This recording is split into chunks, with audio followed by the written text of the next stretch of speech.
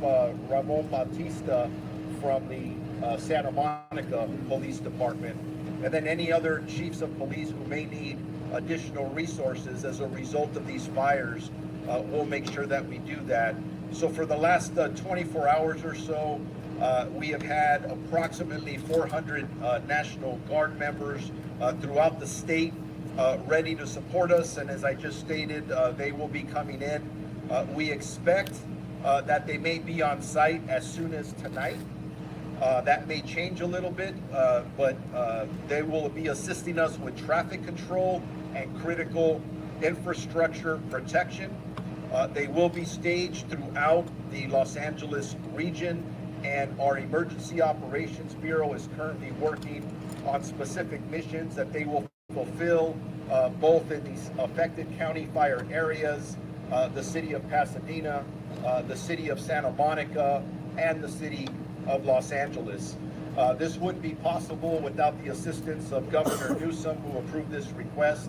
He's been consistently on the phone with our leadership asking what that we need, and we're very grateful for that. This effort will allow law enforcement to free up our resources and move personnel to other critical areas throughout the county, in a sense becoming a force multiplier. I'm going to switch gears a little bit now. Earlier there was a lot of questions, as there should be, about the death toll here in Los Angeles County as it specifically relates to the fire. Anytime I talk about numbers, whether they are fatalities or we're talking about potential looting arrest, I'm going to tell you something. The number just continuously fluctuates, and it's because we're still in a very chaotic scenario. And just to give you an idea, and I'm surrounded by a lot of firefighters, and the fire chief will come up and talk next, we're still working in a very fluid and active environment, meaning that there are still spot fires going on in areas, there's gas leaks. So when people are asking us for numbers of fatalities, we want to give them to you, but we have to wait until it's safe for our personnel to be able to go in there and do this right, because to some people, the death toll may just be a number. To us, on our side of the fence of public safety, each one of those numbers is a family member. We're going to have to make notifications with our partners at the coroner's office to let them know that they're not going to see their family members anymore. So just again, it's preliminary and it's absolutely going to change. But as of right now, and we stated this yesterday, we do have confirmed 5 deaths between Palisades and the Eaton Fire. But that number again is going to change as more information comes in and when we start to get into the damaged area. The homicide detectives for the LA County Sheriff's Department are trying to get into the locations to process the scenes, but they've been delayed for the dangerous conditions that I just spoke about. But once homicide is able to get in there, they'll do the death investigations, and then we'll have more complete information that a lot of people are asking us for. I also want to mention that our team has been working on a curfew. Our goal is to attempt to implement a curfew within the specific impacted areas around the 2 fire areas, both for Palisades and Eaton. As we work through the legal process to get that done, the goal is to try and implement it tonight. If we're not able to do that, that may happen maybe by tomorrow night. That curfew looks like it'll be from 6 p.m. To 6 a.m. Again, 6 p.m. to 6 a.m. That will be the goal. We will be enforcing that. I think if most of you heard our press conference earlier today, we had a number of looting arrests throughout the entire county region. That is unacceptable behavior. Having additional resources, having the National Guard with us, which will augment those resources, will help send a stronger message, keep people out of the impacted areas so we don't continuously victimize the people who have already been victimized, who have lost their homes. So we'll continue to work on the evacuation orders. As soon as we can, we'll give you more specific information, because a big legal part of that is that we have to notify our community of what it is and how that works. And just to wrap up for us, we have increased resources for our burglary and looting suppression. Unfortunately, there have been crimes out there that have been reported to us by residents who have evacuated their homes. Our deputies continue to do an amazing job of conducting humanitarian missions, and they've had many, many rescues. And I do want to stress that the majority of the people they are having to rescue out of homes and vehicles are individuals that chose not to evacuate, not only putting themselves in danger, but putting the first responders in more significant danger. So please, you hear this over and over, when somebody tells you to mandatory evacuate, please evacuate. Preliminarily, I know we're talking about 20 arrests. Preliminarily, we have about 12 arrests related to looting. And again, that number hasn't been confirmed. We're checking that.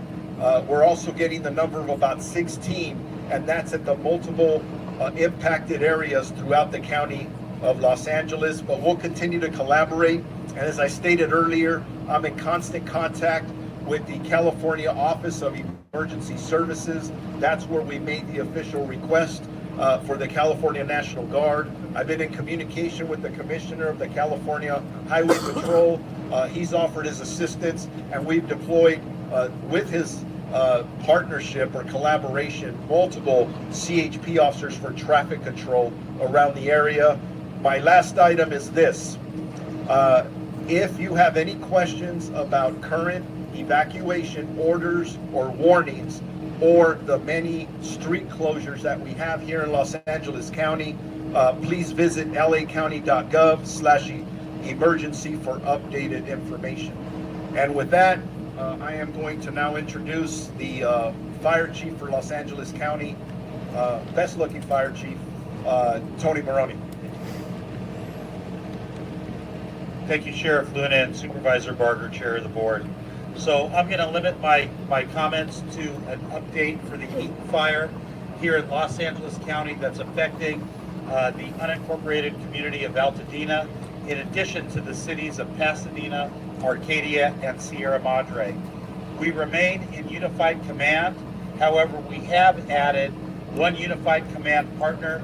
CAL FIRE Incident Management Team 3 has been assigned to the incident to assist with recovery operations.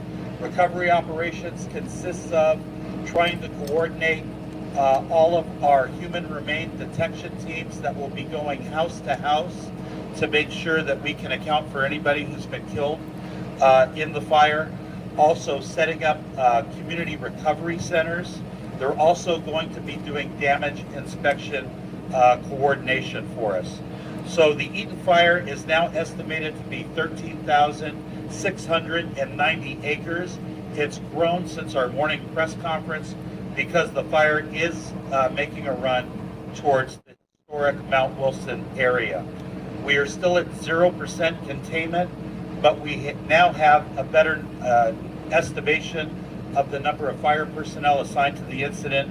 We're now at 1,527 personnel assigned, and like this morning, additional mutual aid resources to continue to arrive to assist in the firefight. This morning we did have a firefighter suffer a significant injury in a fall. That firefighter is resting comfortably at an area hospital. He's in stable condition and he is expected to make a full recovery. We now have a confirmation that we have a potential for over 4,000 to 5,000 structures damaged or destroyed. The definition of a structure could be a single-family residence, a multifamily residence, a commercial occupancy, an outbuilding, or a vehicle. So this morning I reported 1,000. We are now reporting 4,000 to 5,000 of those types of structures. The cause of the fire remains unknown and under investigation by the Sheriff's Department along with the LA County Fire Department and the U.S. Forest Service. The reason that the sheriff is going to be reporting fatality information, because the cause of the fire is unknown at this time, if it turns out that this was an arson fire, any death that relates from an arson fire is considered a murder, and the LASD investigates those types of crimes. The number of resources assigned to this fire siege has increased significantly, and we are in a much better posture than we were on Tuesday and Wednesday. Out-of-state resources continue to arrive in LA County, and we're appreciative of to all of our firefighters from throughout the Western United States for providing assistance to Los Angeles County in our time of need. Regarding the current red flag warning condition, as I stated this morning, it's going to continue for Los Angeles County and much of Ventura County through Friday, but I think we all realize that the winds have significantly diminished after the PDS was canceled 4 p.m. yesterday. So we're hoping that the weather is going to continue to cooperate so we can get some perimeter line in on the fire. I would now like to invite up the Operations Section Chief for California Interagency Incident Management Team 5, Don Fraguglia.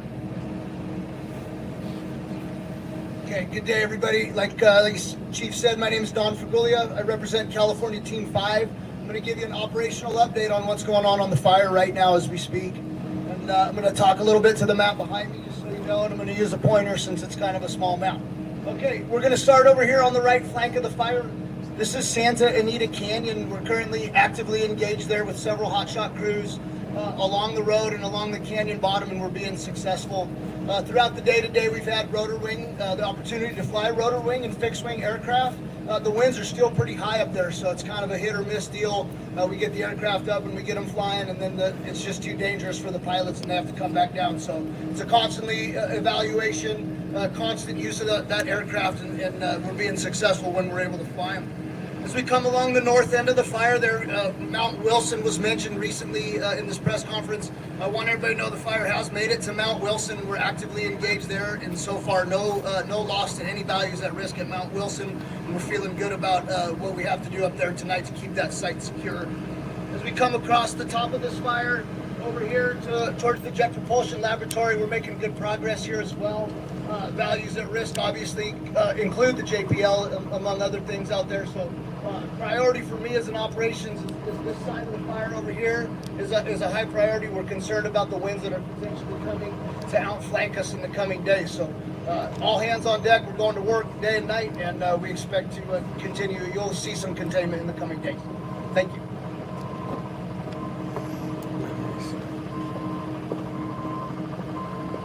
Thank you from the Operations Section Chief. So next up we'll have the Arcadia Fire Chief, Chen Swin. Hello, my remarks will be brief. My name is Chen Swin, Fire Chief for the City of Arcadia.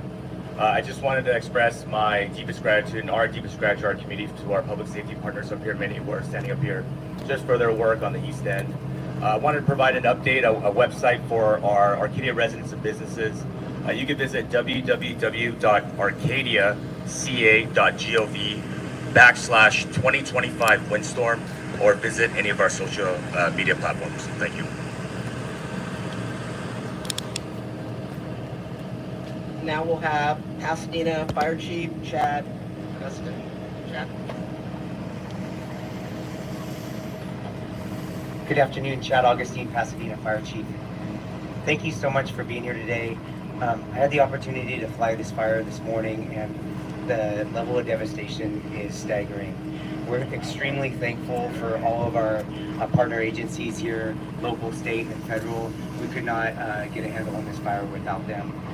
For my residents, we're committed to get back to full restoration as long as that takes, and you'll have the continued support of everybody here in order to do that. Thank you.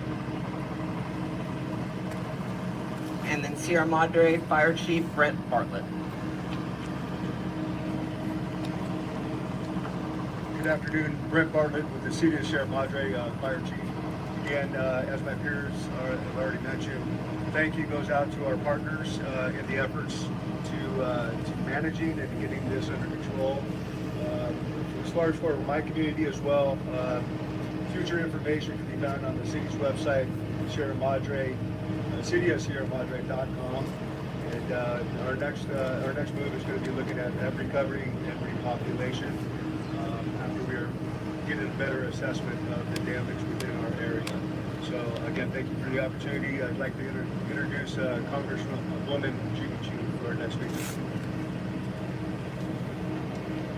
I'm Congressmember Judy Chu, and I just took a tour of the destroyed areas led by Mayor Victor Gordo, and I could not believe the destruction of Altadena and Pasadena.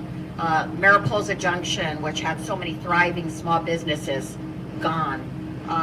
Institutions like the Altadena Library and the Altadena Community Church, destroyed and gone.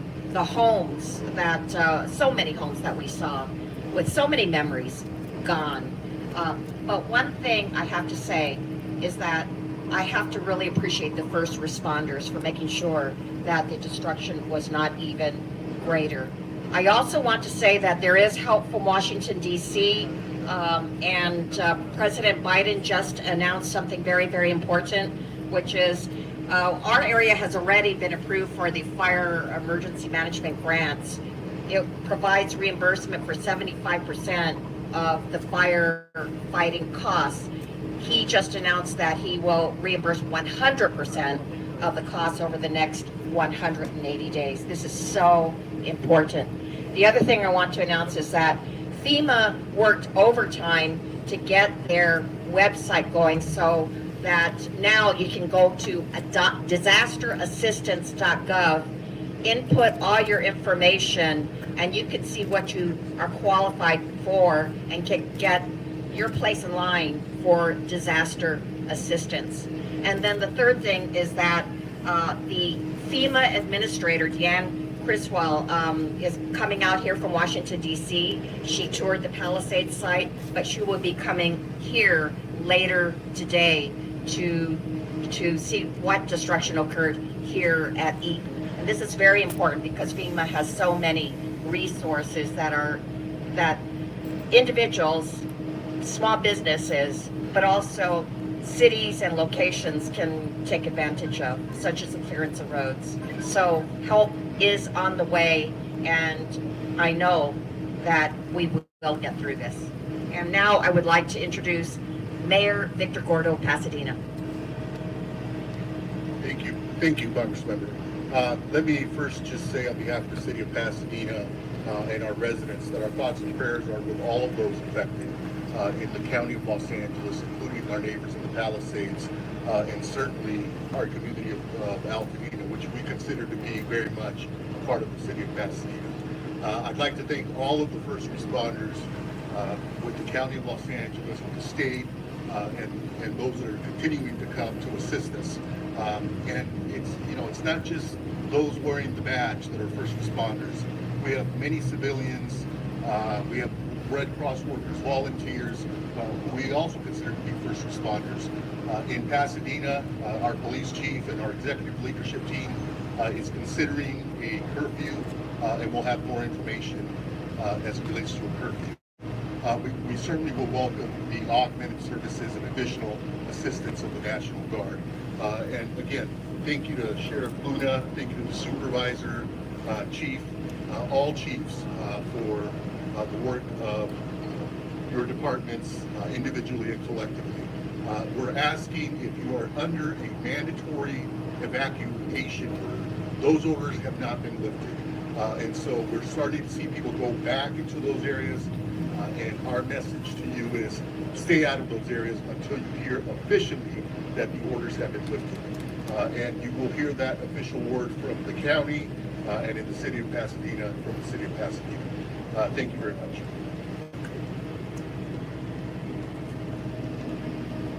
And I also want to thank the following individuals who are here with us today, showing their support. State Senator Sasha Renee Perez, Assembly Member John Harabedian, Assembly Member Jessica Caloza, Pasadena Police Chief Gene Harris. We truly do greatly appreciate you all being here. I know I I've seen you more than I've seen my husband and my dog in the last week.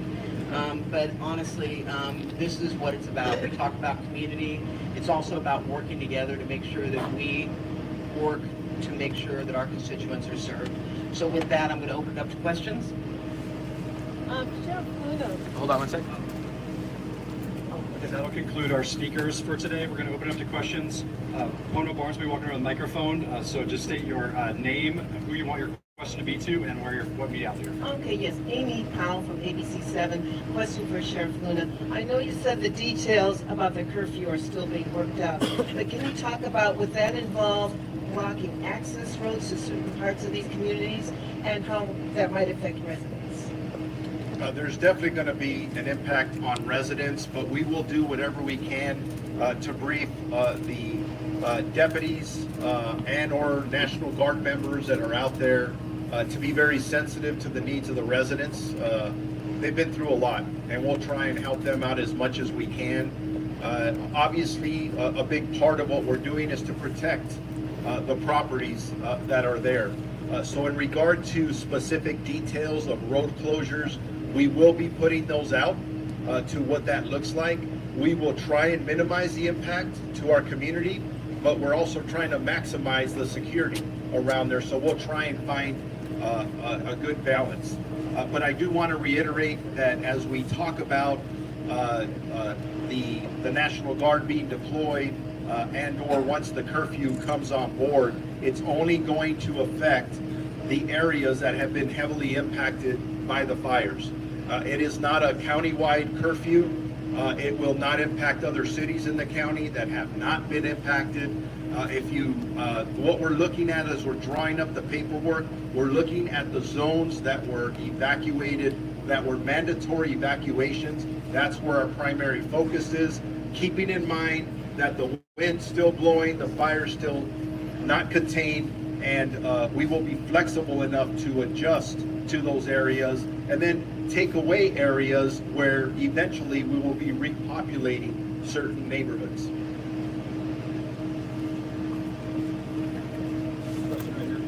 For Congresswoman Chu, can the items that President Biden has ordered be undone after January 20th?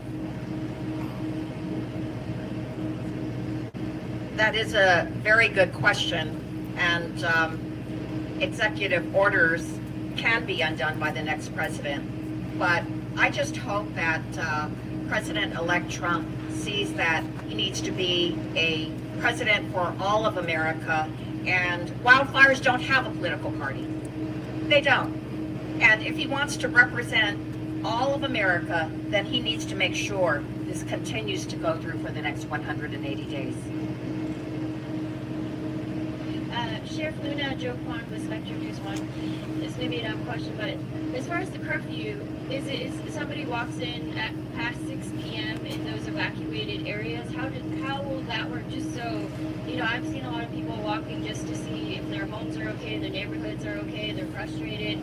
How is that going to work? They just cannot walk in there, they'll get arrested? Just lay that out for us. Yeah, it's not a dumb question at all. It's a very good question. Our deputy sheriffs, police officers will use very good judgment, common sense. They'll approach people, they'll ask them questions. Obviously, one of the first ones is, where do you live? They want to make sure that they belong there. If you don't belong there and can't explain why you're there, or it doesn't make sense, there will be further questions. The last thing we want to do in law enforcement is arrest somebody. We don't want to take enforcement action. We're out here, we're on a life-saving mission with our partners at the fire department, right? But if you have individuals, and we've unfortunately encountered many, not only arrested for looting, some for trespassing, and I believe our deputy sheriffs have prevented a lot of crimes from occurring just from confronting people and asking them the very questions I just gave you examples of. So we will continue to do that, but we'll listen to our community consistently, because if we're doing something that is causing a significant inconvenience to the residents who live there, we will adjust. But remember, the mission is to protect those neighborhoods from anybody who wants to do harm. And unfortunately, we've had some people trying to do that. And I just want to follow up. I know that some of our electeds were on a phone call today, a Zoom call with our town council. They are elected for the county unincorporated area of Altadena, elected by the people of Altadena, and this was a request that they made. And mind you, the person that made the request lost her home. But she's doing it for the residents up there. I got a text last night from someone who evacuated, who can't get back up, whose home is intact, but has heard there's looting taking place in his neighborhood. So this is done, and I have to believe that the vast majority of the people are going to support it and are going to work with us. And to the sheriff's point, it's not a perfect science, and if you can prove that you have identification to be in there and or belong there, I'm sure the sheriffs are going to work with you. But at the end of the day, if you don't need to be up there, please stay away. It's still very active as it relates to fire, and we still have firefighters doing their job to make sure that it doesn't spread. And then right before the next question comes up, I just want to reiterate to our community that if you see somebody suspicious, somebody who you don't believe belongs there, dial 911. We have deputy sheriffs. In the other jurisdictions, they have police officers that are specifically assigned to what we call looter suppression. But I'm going to tell you something. We have a lot of undercover deputies out there as well. If you call on one of them, I encourage that too, because some of these guys and girls don't look like police officers. I'm telling you that because I'm warning people out there that are going to try and prey on our community. Don't do it. I'm telling you right now, you're going to get arrested. And from my conversation with the district attorney this morning, I've had 2 conversations with him.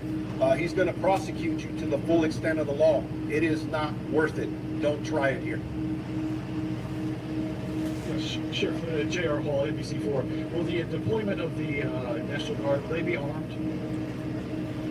Yes, sir. They are soldiers, and they will be armed.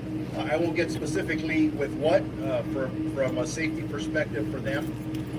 But I don't want anybody in the community to be intimidated by that. Please remember, there are members of the California National Guard that are your neighbors. They're your family members and friends. As a matter of fact, a lot of our deputy sheriffs, police officers, and firefighters are California National Guard.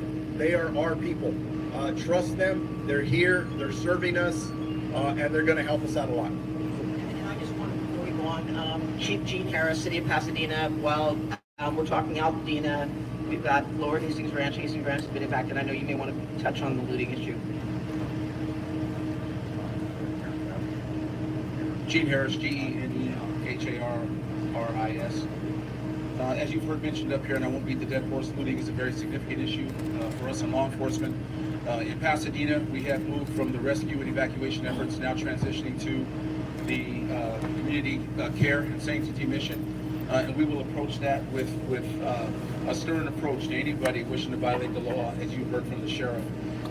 The days of special orders that allow people to get away and obfuscate themselves from responsibilities of preying on our community are over here.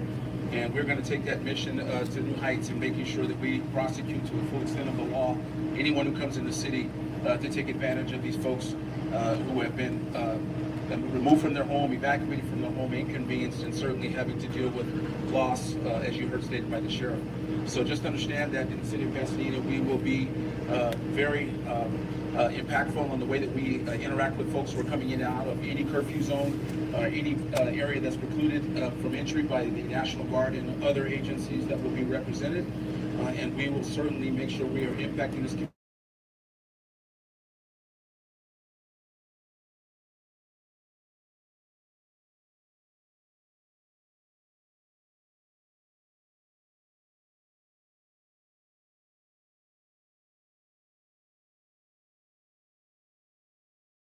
Are there any other questions?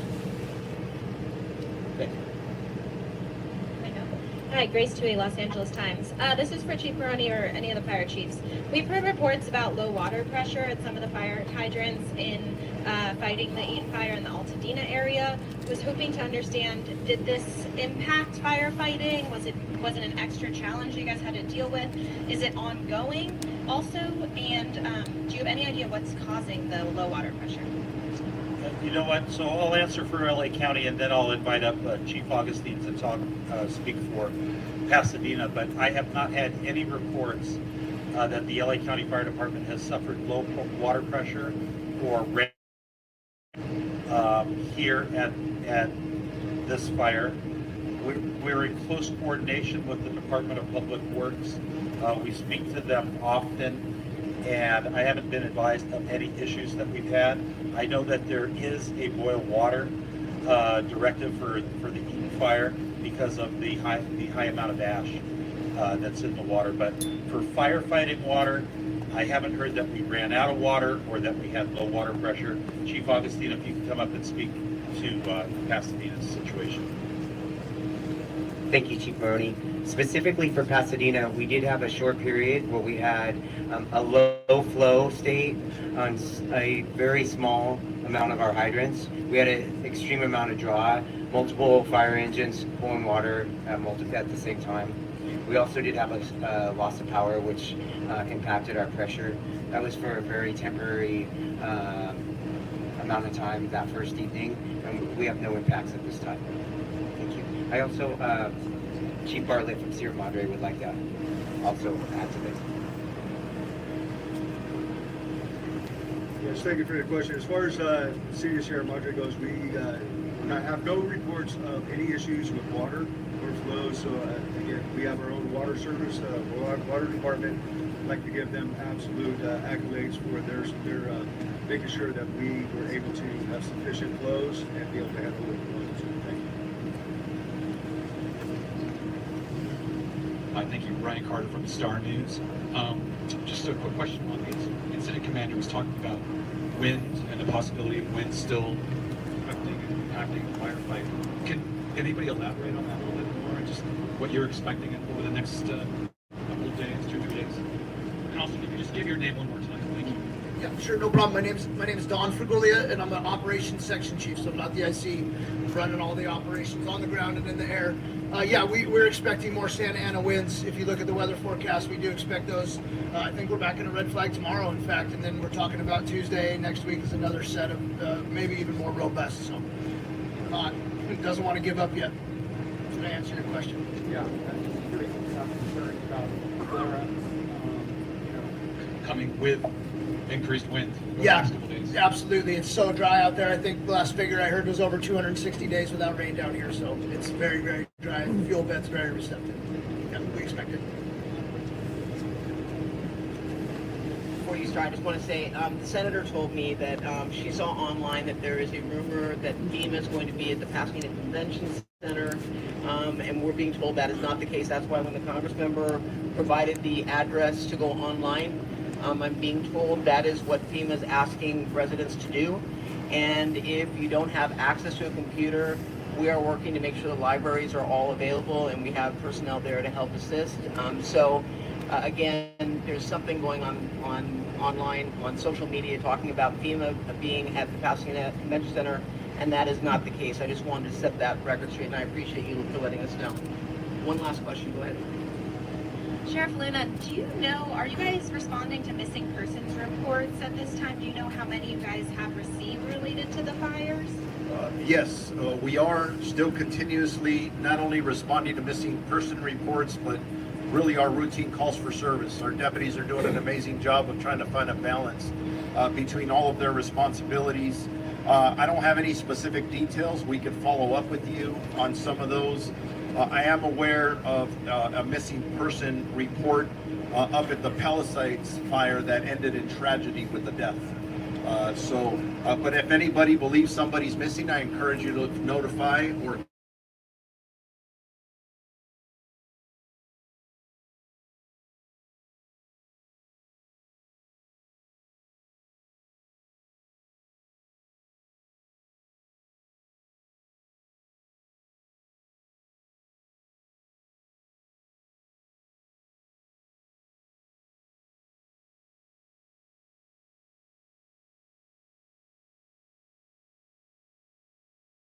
Everyone have a safe day. Any media that needs a sidebar for Spanish, we'll have a few Spanish speakers over to the side, so if anyone would like to get